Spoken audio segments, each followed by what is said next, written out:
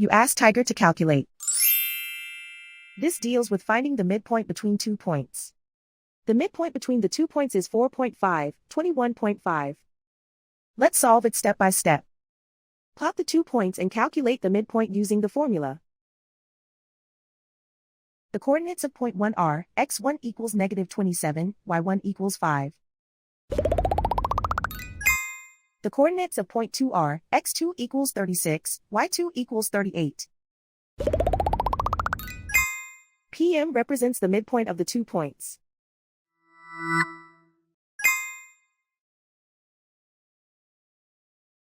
Use the x values in the midpoint formula to find the midpoints x. x1 equals -27. x2 equals 36. Simplify the arithmetic.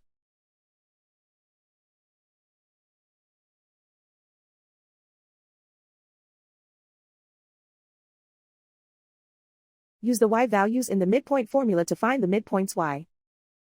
y1 equals 5.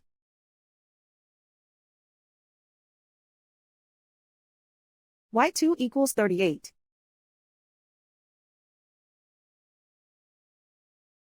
Simplify the arithmetic.